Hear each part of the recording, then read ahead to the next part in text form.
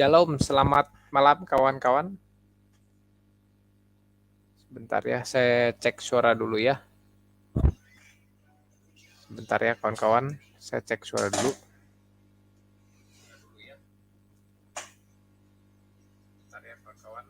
Ya, sebentar ya. Ini kenapa tidak nyala ya?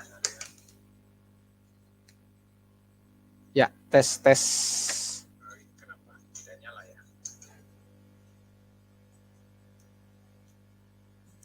Ya, oke, sudah nyala ya. Nyala ya. Tes. Ya, oke, sudah nyala ya. Ya, sudah saya cek, sudah nyala. Ya, shalom, selamat malam kawan-kawan. Jumpa lagi di True Cross Channel. Mari kita menyatakan kebenaran dan meluruskan kepalsuan. Ya, kita tahu ya, beberapa hari yang lalu terjadi satu tragedi terburuk dalam sejarah sepak bola Indonesia. Tapi saya pikir tragedi ini bukan hanya buruk dalam sejarah sepak bola Indonesia, tapi juga bagi sepak bola dunia. Ya, kita lihat sebentar, saya naikkan dulu ya.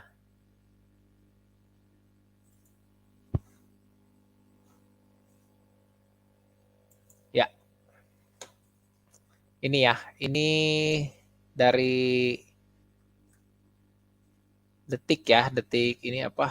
Detik sepak bola ya, kolom sepak bola. Merah putih di markas klub Inggris, bela sungkawa tragedi Kanjuruhan. Ya, jadi ini ada pesan duka cita dari klub-klub di Inggris.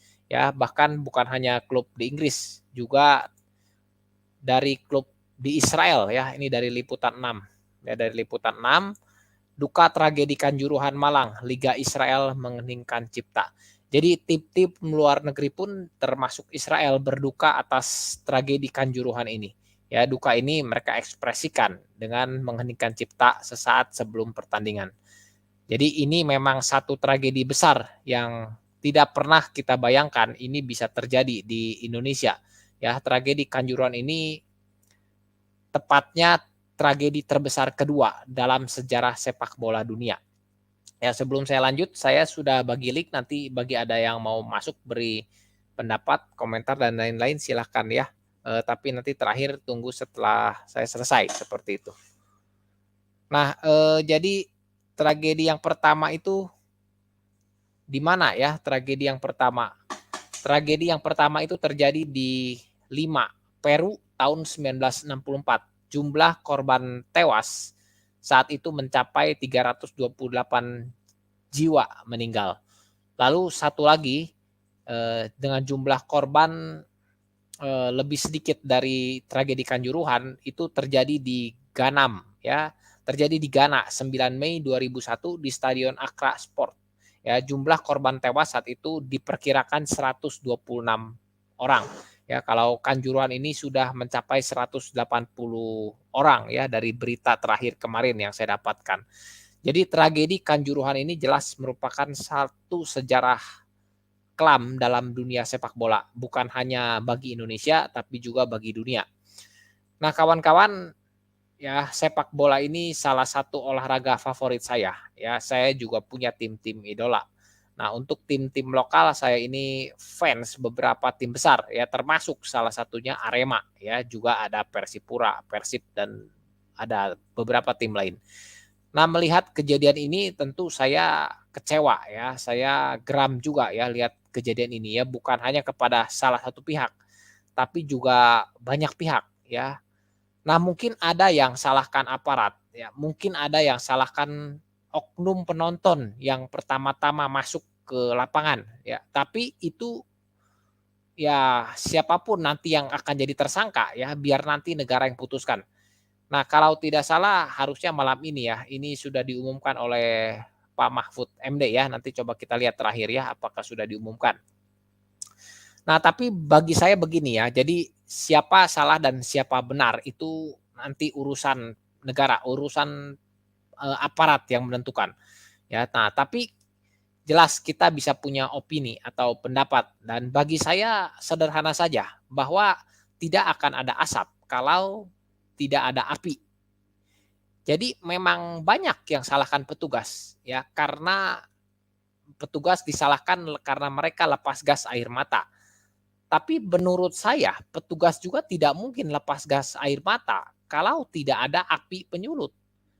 Ya memang dari beberapa berita ada juga saya dapatkan bahwa harusnya sudah tidak boleh ada gas air mata di di stadion sepak bola ya, di kompetisi besar seperti itu. Ya tapi saya belum baca lagi lebih lengkapnya. Ya ada ya mungkin terjadi pelanggaran itu. Nah tetapi pada intinya ya tidak mungkin petugas sembarangan lepas gas air mata kalau tidak ada api penyulutnya. Nah dari beberapa berita juga saya dapatkan bahwa peristiwa ini diawali dengan adanya ya ulah beberapa orang yang paksa masuk ke lapangan. Nah, coba kita lihat ya. Nah, ini ya Mahfud MD akan umumkan tersangka malam ini tapi ya nanti coba kita lihat ya apakah sudah atau belum. Ya, sudah saya buka sih ya, tapi nanti kita bahas ya. Nah, ini kronologi ini dari bolasport.com ya. Kronologi tragedi Kanjuruhan, supporter Arema FC masuk lapangan untuk cari pemain dan manajemen. Ya, jadi supporter Arema FC tentu bukan seluruh supporter ya, maksudnya ini orang-orang tertentu ya, sebagian saja ya, awalnya hanya sedikit setahu saya ya, untuk cari pemain dan manajemen. Polisi beberkan alasan tembakan gas air mata. Kita coba baca sekilas. Sebentar, kita mulai dari mana ya? Nah, dari sini ya. Nah, dalam laga itu Arema FC harus kalah ya dari 2-3 dari Persibaya. Ini adalah kemenangan tandang perdana bagi Persibaya setelah 23 tahun atas rival bebuyutannya itu. Jadi Arema dan Persibaya ini musuh bebuyutan. Tapi tidak ada supporter Persibaya di sana ya. Nah, atas hasil ini juga supporter Arema FC pun meluapkan kekecewaannya dengan masuk ke lapangan pasca laga selesai. Jadi sesaat setelah laga selesai ya, ada supporter yang masuk ke lapangan. Tentu bukan semua ya, ini kurang jelas ya, bukan semuanya, sebagian. Nah, dilansir bolasport.com dari kompas.com, kerusuhan pecah begitu supporter masuk mulai lapangan. Jadi diawali adanya beberapa orang ya disebut supporter masuk ke lapangan. Nah, jadi lalu terjadi kepanikan massa yang akhirnya menyulut korban jiwa. Nah, peristiwa pelepasan gas air mata pasti terjadi di antaranya ya setelah masuknya orang tersebut ya yang ditulis di sini ya. Nah, lalu setelah itu ada berbagai kronologi dan akhirnya terjadilah tindakan dari aparat melepas gas air mata. Nah, jadi bagi saya jelas ya ini ya gara-gara segelintir orang ya tidak semua supporter tentu ini pasti ya. Dari sekian ratus orang supporter yang hadir di lapang, pasti hanya beberapa orang saja ini. Ya, gara-gara segelintir orang ini ya nekat langgar aturan. Ya memang langgar aturan ya. Apapun hasil pertandingan, penonton atau supporter atau apapun itu tidak boleh masuk ke dalam area pertandingan. Ya mungkin ada juga ya berita yang tulis karena, eee, kapasitas atau stadionnya belum standar atau bagaimana ya, tapi apapun alasannya, tetap supporter itu harus paham, tidak boleh dia ini masuk ke lapangan ya, terobos masuk ke lapangan. Nah jadi, api kecil itu ya itu yang tersulut, maka menjadi satu asap yang besar. Nah, saya pikir kalau tidak ada orang tersebut yang nekat masuk ke lapang, saya hampir yakin ya tidak akan terjadi peristiwa yang begitu kelam ini, tidak akan mungkin terjadi. Nah, kalau ada yang katakan, ya biasa juga suka ada yang terobos masuk lapang, biasa suka ada, ya memang kita suka saksikan itu. Ya itu kan tetap api kecil, ya tapi kan kita tidak tahu bahwa api kecil itu akan jadi asap besar atau tidak. Ya, atau hanya dia saja yang diusir selesai. Seperti yang biasa kita, lihat di banyak pertandingan-pertandingan ya, ada yang suka masuk lapang, lah diusirlah oleh aparat selesai dan tidak terjadi sesuatu yang mengerikan seperti itu, ya. Dan tidak ada yang pernah mengira gara-gara hal yang katanya, biasa dikerjakan, bisa jadi tragedi sebesar ini. Nah jadi tidak bisa juga dikatakan, biasanya suka ada yang masuk, tidak bisa juga, ya tetap itu merupakan satu api dan kita tidak pernah tahu bahwa itu api kecil itu akan jadi asap yang besar atau tidak.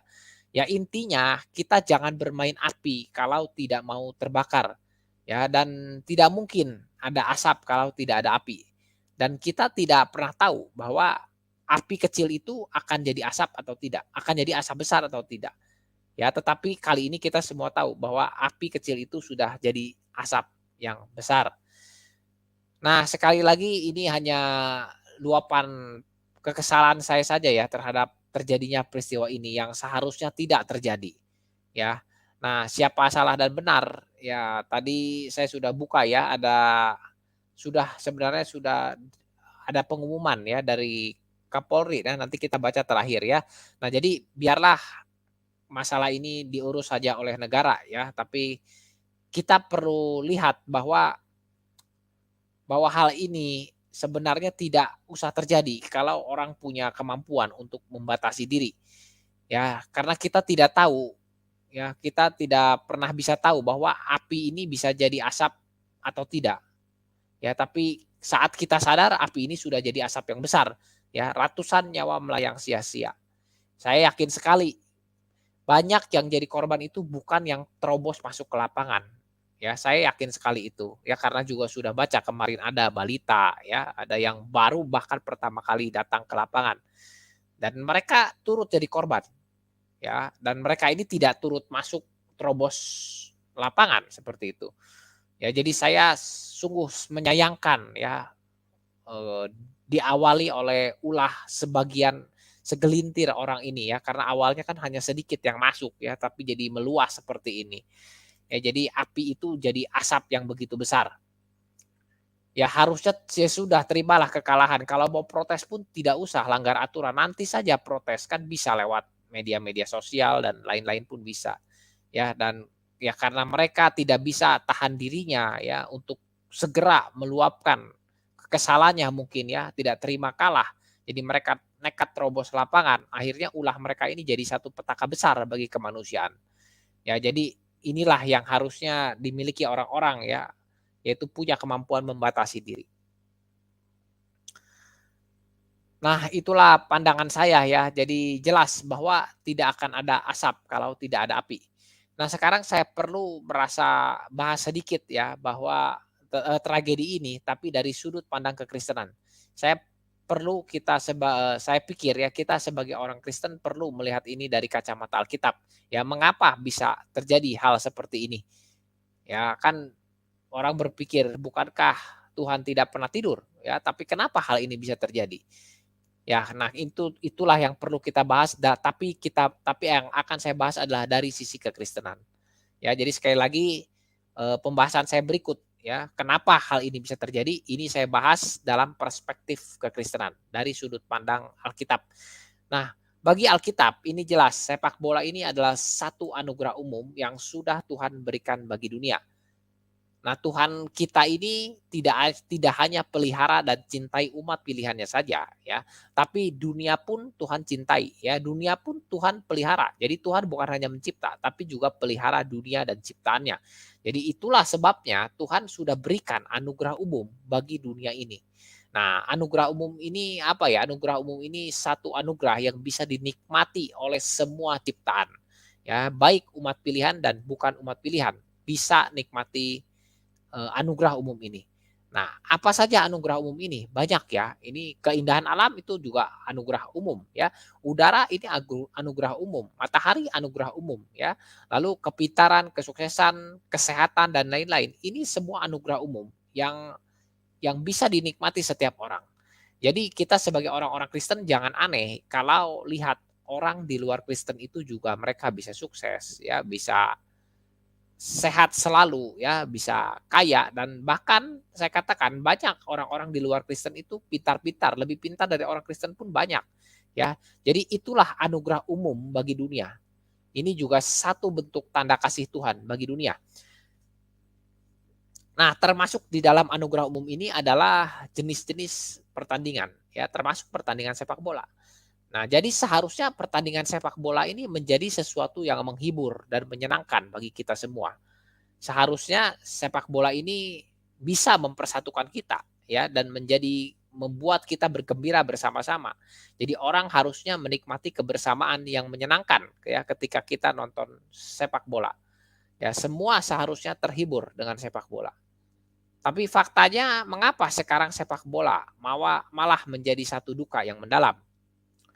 Nah, inilah ya kalau lihat judul banner saya ya, apa penyebabnya? Ya penyebabnya ini ya, penyebabnya adalah anugerah umum yang sudah tercemar. Nah, di dalam kekristenan Alkitab sudah jelas bahwa sejak Adam jatuh ke dalam dosa, maka seluruh ciptaan dan dunia ini juga sudah turut tercemar oleh dosa. Jadi termasuk di dalamnya anugerah umum ini. Jadi anugerah umum ini juga sudah tercemar oleh dosa. Anugerah umum yang awalnya Tuhan berikan ya, pasti dengan tujuan baik. Nah, ini pun turut tercemar oleh dosa. Maka tidak aneh ya, anugerah umum yang seharusnya membawa kebaikan malah rusak oleh dosa dan menjadi pembawa petaka. Itulah akibat mengerikan dari dosa. Dan selama kita di dunia ini ya, manusia tidak mungkin bisa menghapus cemar ini. Tapi yang bisa kita kerjakan adalah membatasi diri. Dan itulah yang sudah Alkitab ajarkan, supaya orang-orang Kristen punya kemampuan membatasi diri. Ya, karena kita tidak mungkin bisa hapus dosa itu. Ya, jadi itulah sebabnya saya mendorong setiap kita yang sadar sebagai umat pilihan Tuhan, kita ini perlu jadi teladan, kita perlu jadi terang. Ya, karena semakin banyak umat Tuhan tersebar, maka gambaran Allah pun makin memenuhi bumi. Dan ketika bumi dipenuhi oleh gambaran Allah, maka itu berarti kuasa iblis makin dibatasi. Ya, itu saja yang singkat saja yang mau saya sampaikan. Ya silakan jika ada yang mau naik ya berikan pendapat. Ya saya tunggu sebentar lah ya. Ya sambil menunggu sebentar ya, saya izin sebentar ya. Saya mute sebentar.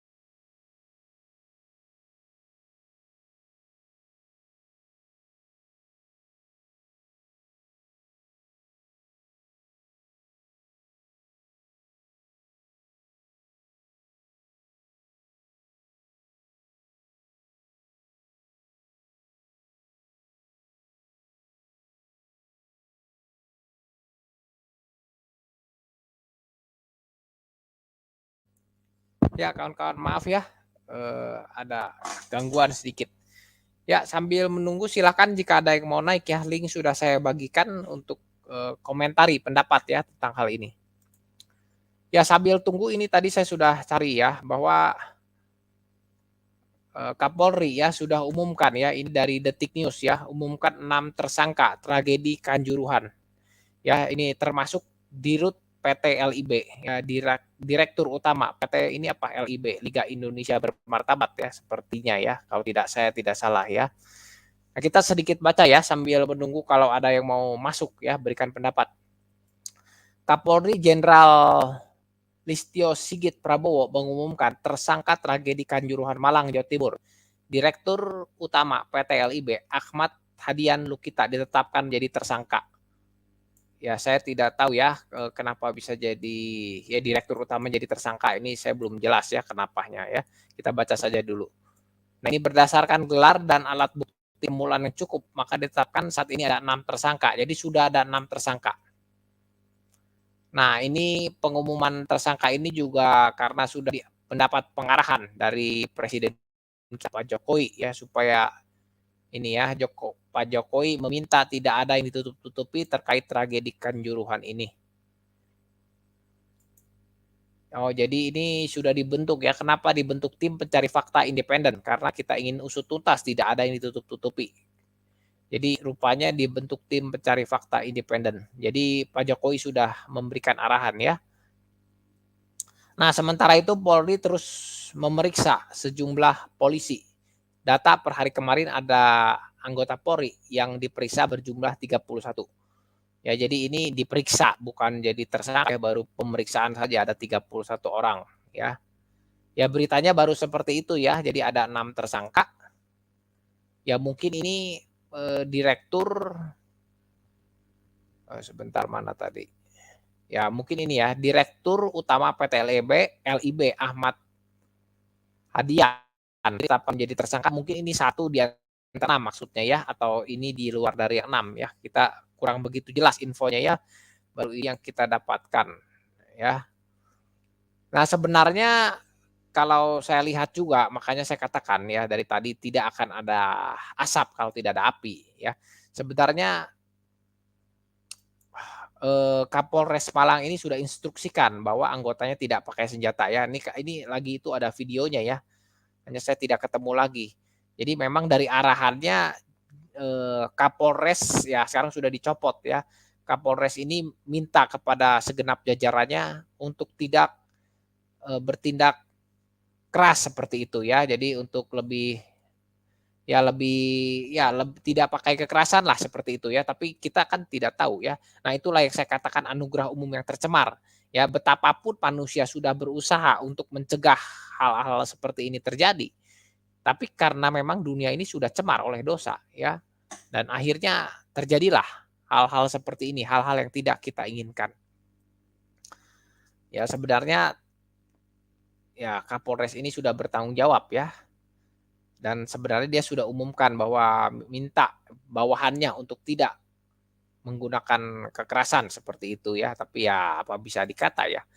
Kalau dosa sudah eh, ikut campur ya, memang dunia ini sudah dicampuri oleh dosa ya. Maka apapun bisa terjadi, tidak pernah kita bayangkan. Ya, jadi itulah gunanya kita ini harus bisa membatasi diri ya supaya bisa membatasi pekerjaan si iblis ya untuk mengacaukan dunia ini. Ya baik kawan-kawan, silakan jika ada yang mau masuk. Jika tidak saya akan akhiri ya karena memang saya rencana tidak akan panjang ya untuk konten kali ini, hanya untuk menyampaikan saja bagaimana pandangan kekristenan ya bahwa ya inilah akibat dari anugerah umum yang tercemar. Ya baik, kalau tidak ada saya akan akhiri ya. Saya sudah tunggu beberapa saat. Ya baik, saya akhiri saja ya. Jadi saya bicara sampai di sini. Dan sekali lagi saya mau ucapkan turut berduka cita bagi seluruh keluarga korban. Dan semoga mereka dapat kekuatan dan ketabahan dalam menghadapi bencana ini. Ya, terima kasih bagi yang sudah subscribe dan mohon subscribe juga bagi yang belum. Mari terus berjuang bersama menyatakan kebenaran Alkitab dan sampai jumpa di video selanjutnya. Selamat malam, selamat beristirahat dan Tuhan memberkati.